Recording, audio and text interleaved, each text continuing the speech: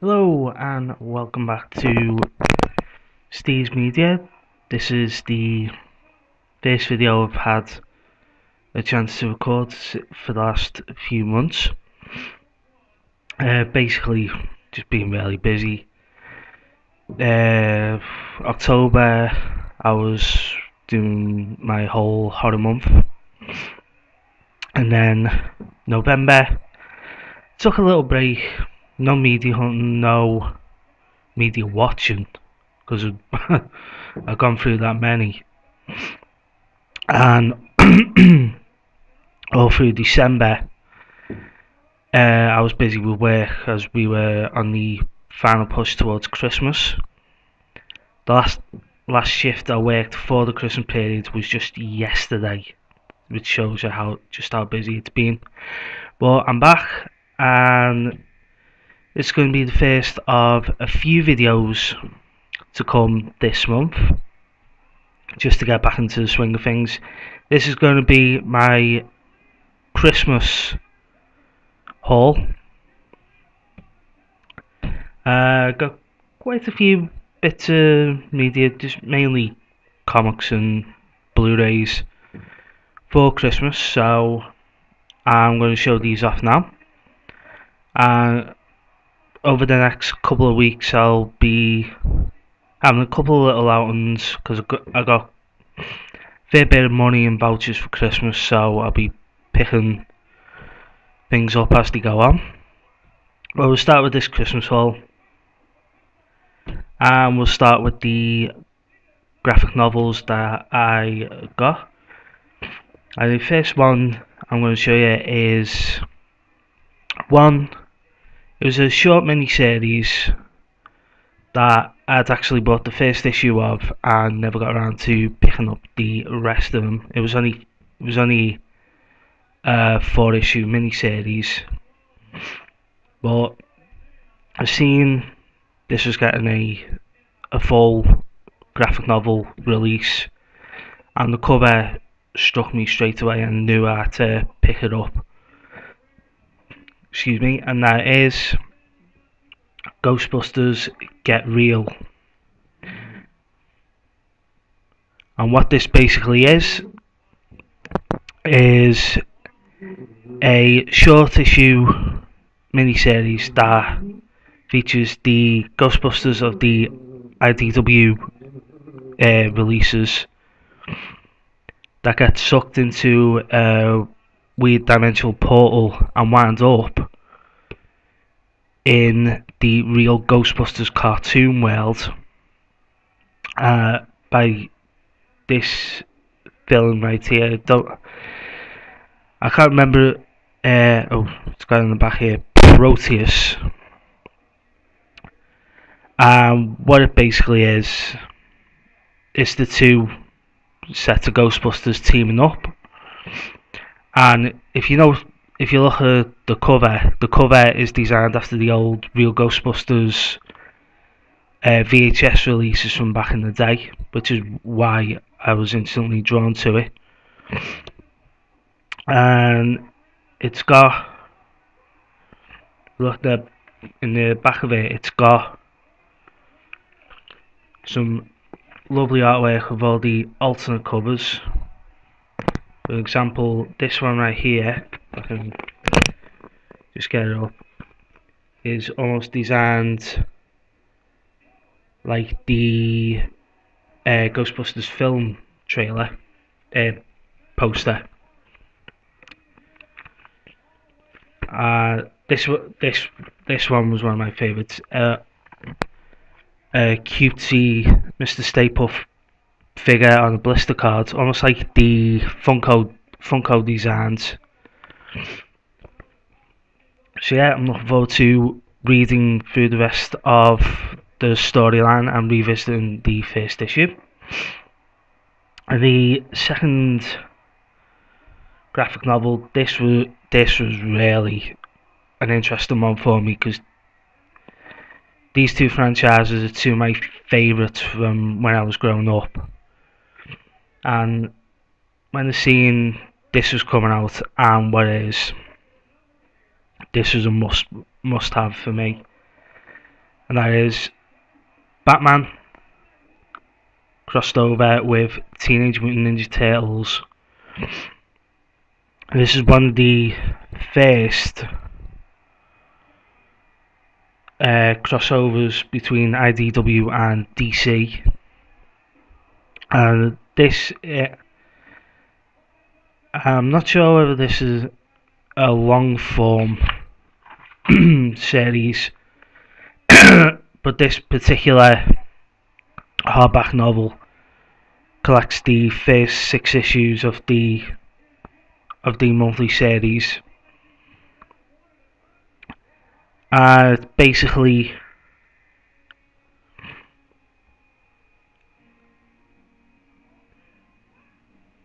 it's basically combining the two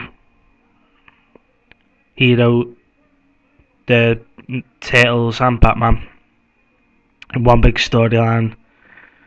It's got all the Bat villains that you'd expect, and again, some of the artwork on this. I mean, the cover alone drew me in, but for example, this back page with this black and white sketching of Shredder standing tall over the Turtles and Splinter. You see one of Raph's saws there, one of Leo's katanas. Just incredible artwork. So I'm looking forward to getting into that. There's a new crossover that's currently out between the Dark Knight and the Turtles, and it's basically the Nickelodeon Turtles crossed with the Batman animated series, well, from the 90s, which should be pretty fun. This next one I'm going to show you is going into Marvel territory, and Marvel, one of my favourite film studios, but also one of my favourite comic book studios. And you may recall last year I got a big multi Marvel Universe crossover comic centered around Deadpool going up against all the heroes and villains of the Marvel Universe. Well, this one is along the same lines, only this time it features the Punisher, and it's basically a collection of stories, from what I can gather. It's a very, very thick graphic novel. It's basically a collection of stories involving the Punisher teaming or facing up against some of the Marvel heroes and villains. So you've got the likes of Iron Fist, Wolverine, Spider-Man, Deadpool, and so on. Of course, if you've ever watched the Netflix Marvel shows, you'll know that in the second series of Daredevil, the Punisher appears in it. This actually has a couple of stories featuring Daredevil teaming and facing up with the Punisher, so I'm looking forward to getting stuck into that one. And the last one is another cross-franchise story, and this one slightly bizarre for what it is, but it makes sense. Excuse me one second. And that basically is the DC Universe versus Masters of the Universe. All the heroes of the DCU. So you've got Spider-Man, Superman, Wonder Woman, Green Lantern, Batman, Cyborg, and so on. crossing over with He-Man, Teela, Man-at-Arms, and the rest of the Masters of the Universe. And it just looks a really interesting story from the artwork alone. Only collects. It's got the first 6 issues of the storyline, but it also features a classic story from DC Comics Presents number 47, so a really old school issue in which Superman actually gets brainwashed by Skeletor and faces off against He-Man, and that is just as old school as you get. So I'm looking forward to reading that one as well. And that was all the graphic novels I got for Christmas. I will be getting a few more when I start going out doing some hunting. But now onto the movies that I got for this year. I'm just gonna order them in terms of awesome. The first one that I'm going to show you, I'm not too big on collecting the DC animated films. I do have 1 or 2 in my collection, but as soon as I seen this one, I had to get it. I just had to get it. When I heard the cast list and the whole premise of it, this is something that's based on something I used to watch as a kid in repeat form during school holidays when I'd be spending time in my nan's, and this would always come on. There was always, I think it was 1 or 2 episodes a day, I'm not too sure, but this is Batman: The Return of the Cape Crusaders, and as you can see from the artwork, it is basically an animated film based on the 1960s Batman TV series. And if not only is it based on that TV series, it also features Adam West, of course, Batman, Burt Ward as Robin, and he got back Julie Newmar to voice Catwoman. Catwoman.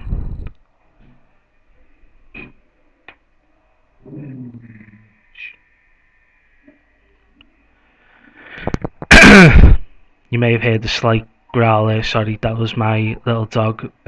Postman has just been to the house, so I'll collect that in just a sec. Share animated adventure based on Batman 60s TV show. The animation looks incredible on this one. I can't wait to pop this in and watch it. Comes with 2 special features. Those Dastardly Desperados, which I'm guessing features all 4 main villains from the Batman TV show: Catwoman, Joker, Riddler, and Penguin. Plus a featurette on the voice casting. So definitely, if you're a Batman fan, if you're a fan of the 60s Batman, you might want to check this one out. I can't wait to check this out personally. The next title is one of my favourite kids films from when I was younger. There was a famous incident when around the time this came out. I went to see this with my cousins one Saturday afternoon, and on the same day there was a world famous horse racing event here in my home city, Liverpool, called the Grand National, and there was a famous bomb hoax that caused the race to be abandoned. And I've always associated that memory with this film. I absolutely love this film. As Space Jam. This is the 20th anniversary release, I believe. Just check the date. Yeah, 2016. So it only come out towards the end of last year. It's just a brilliant film. It's basically basic premise of it. It was filmed around the time Michael Jordan had retired from the NBA and was going into minor league baseball. Jordan plays himself as in his baseball profession. What it's about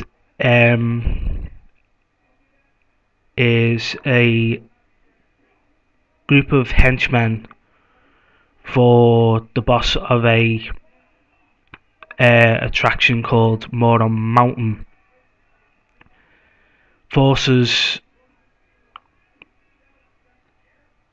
Try to force the Looney Tunes to be their slaves, and the way in their way to do that, the Looney Tunes being the Looney Tunes, well, Bugs in particular, challenges them to a basketball game,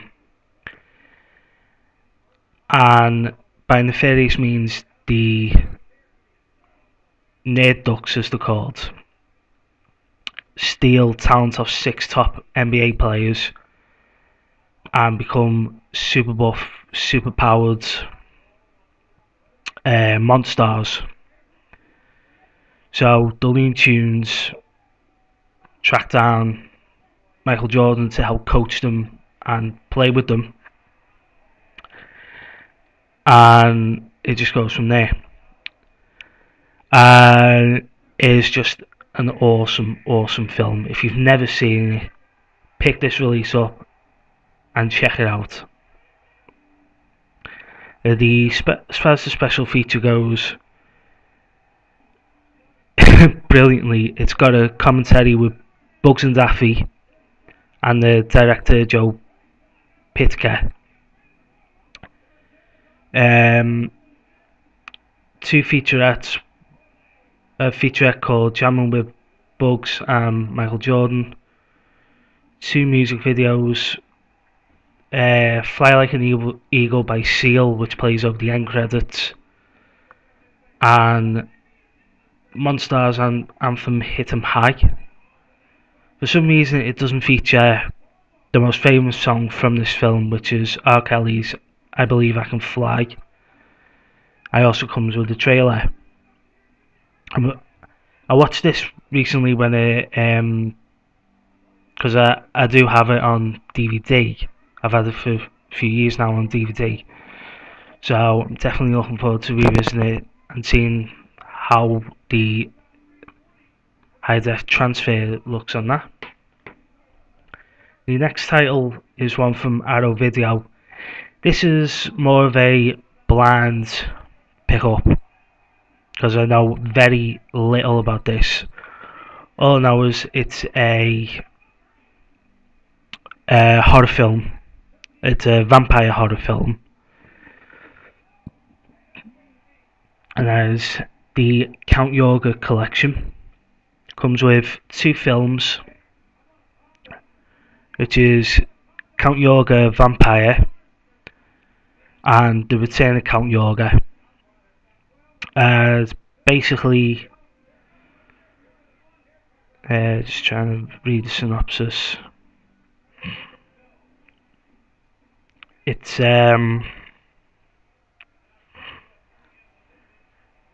basically about a vampire called Yorga, who tricks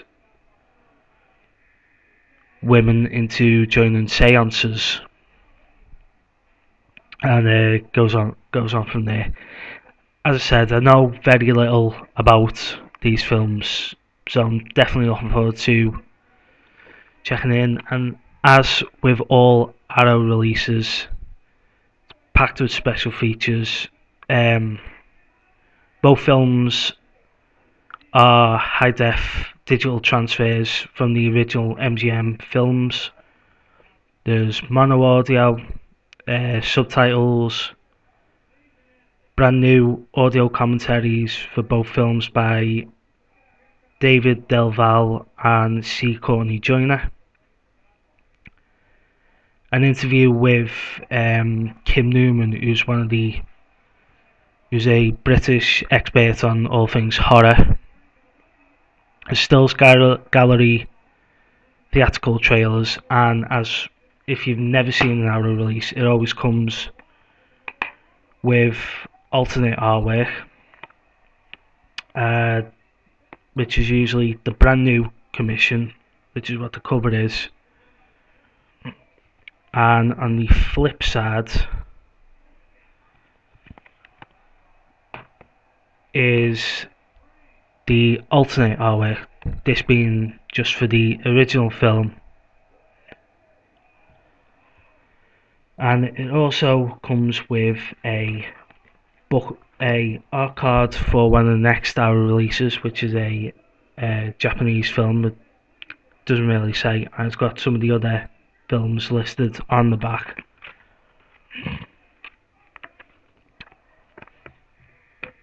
And we'll just quickly show you the booklet. Again, there's the original poster artwork. It's got the cast list in there, and then it's just chock full of stills from the film.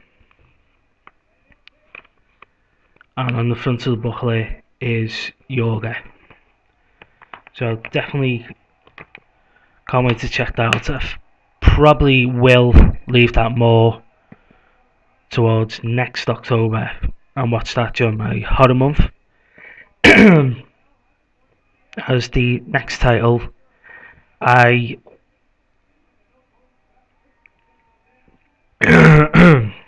excuse me. As you no doubt aware from watching my past videos, I am a huge wrestling fan. I haven't been collecting wrestling titles as much recently, purely because I have the WWE Network now, so I have access to all that content. But when I heard they were making the documentary for this, I did have to pick this one up. That's the true story of the Royal Rumble. Of course, January is Royal Rumble time for wrestling fans, so I will no doubt be popping this one in around Rumble time. I am actually working my way through all the past events on the network as we speak. I do have one playing in the background right now. But I've heard the documentary is not so good. It's very short, very sweet, but I'm a sucker for wrestling documentaries, so I'm definitely looking forward to watch that. Well, these last two titles, these were the two gems that I was after the most. The first one is my number one all-time favourite animated kids film, ahead of anything done by Disney, and that is the 1986 Transformers animated film. This being the brand new official 30th anniversary Blu-ray release.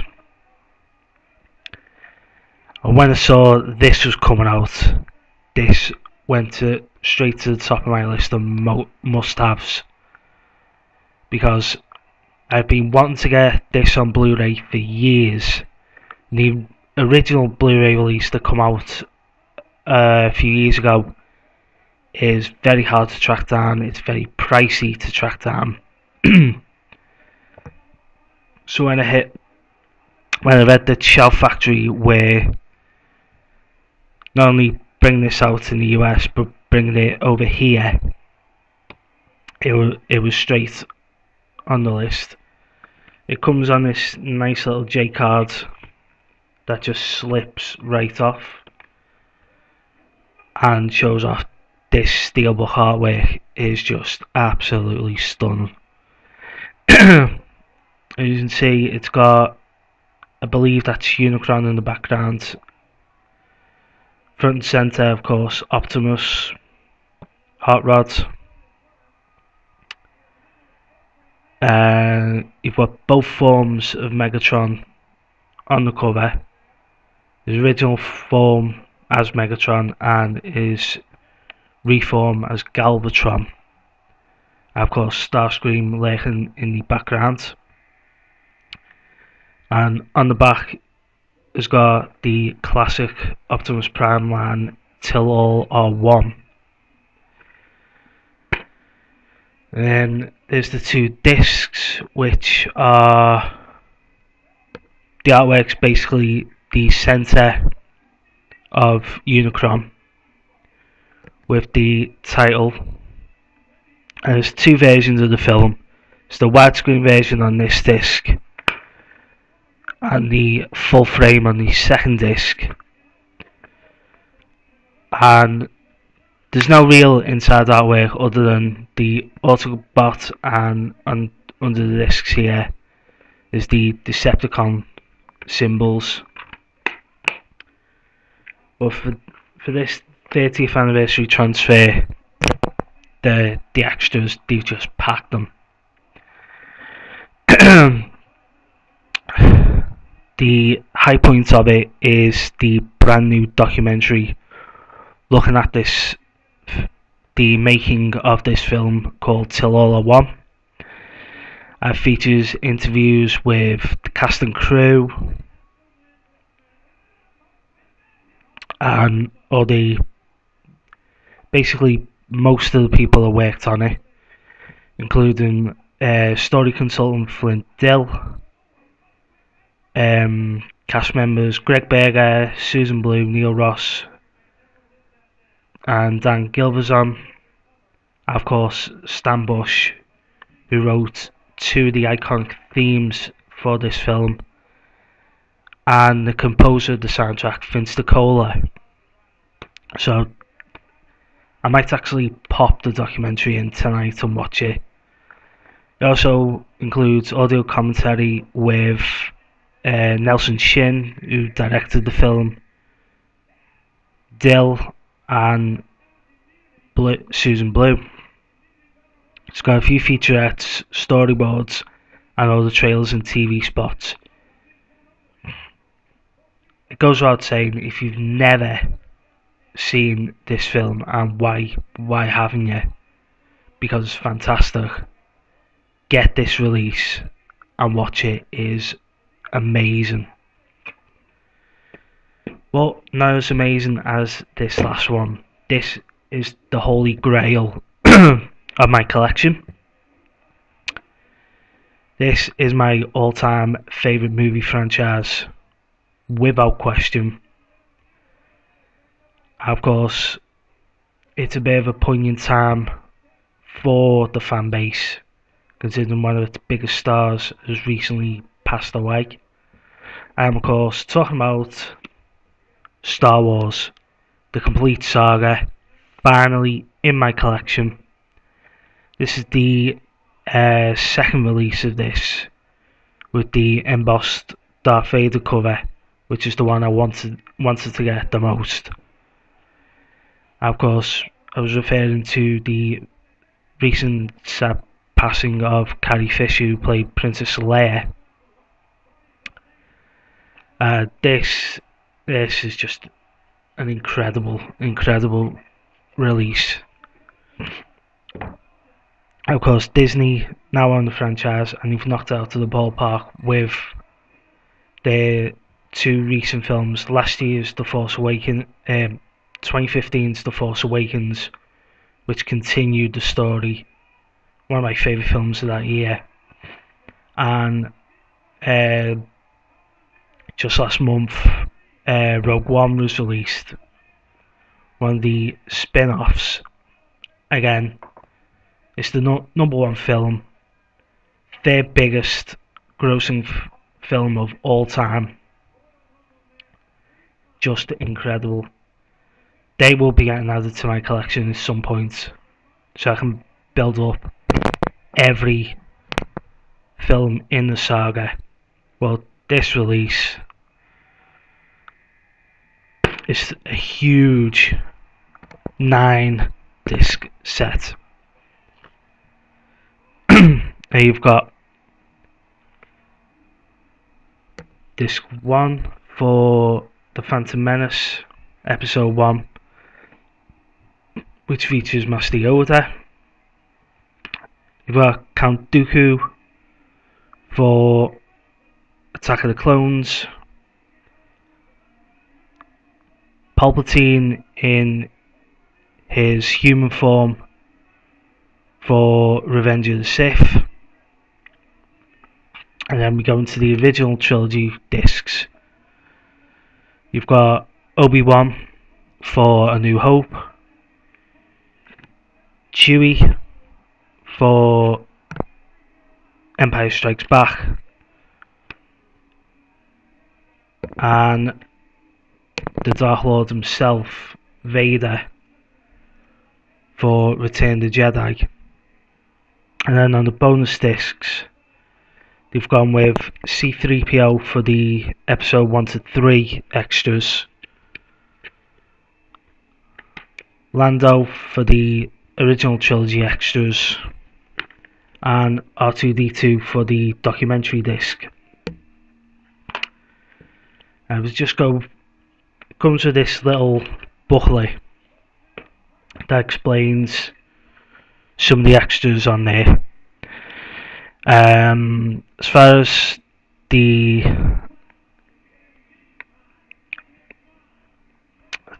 discs go, disc 1, is it all?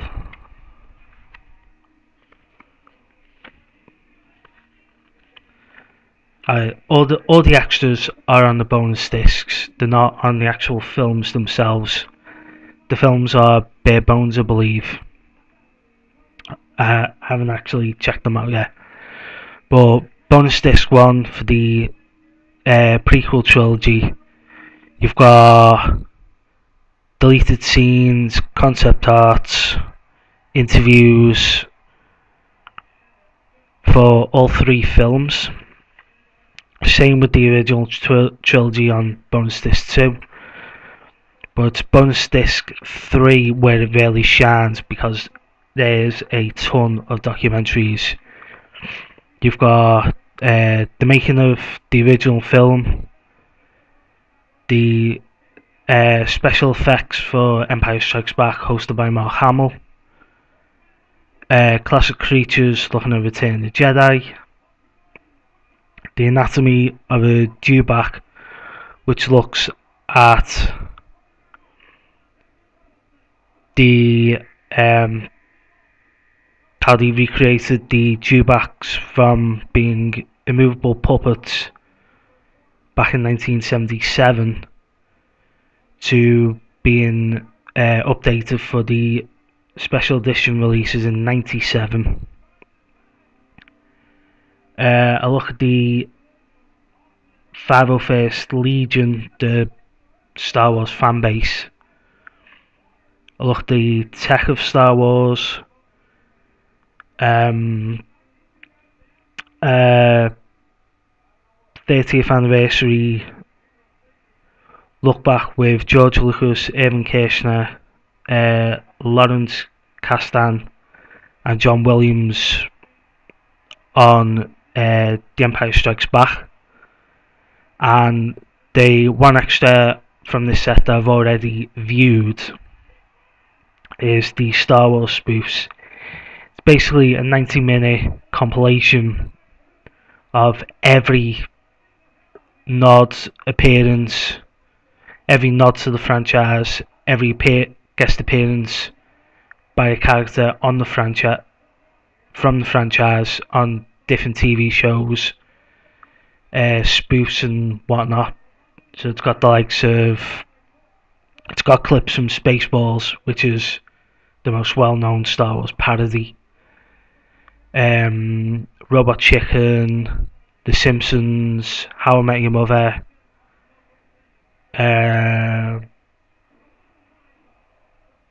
Family Guy, just so many different nods, even includes in full to kick it off the Weird Al Yankovic song that was a parody tribute to Phantom Menace.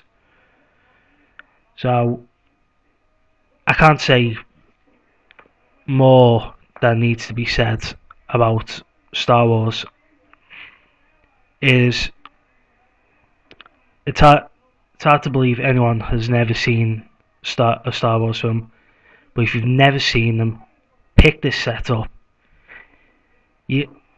It costs around £60 brand new, or if you go to CX, if you're in the UK, you can get it for £30 or less.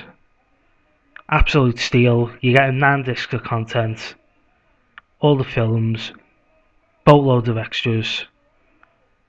Pick it up, watch them, enjoy them. Done. And that is it for this update video. As I said, there'll be quite a few more videos forthcoming over the course of this month as I pick up stuff here and there. Well, until next time, like this video, share this video, comment. I've been Steve, this has been Steve's Media, episode 14. Sayonara.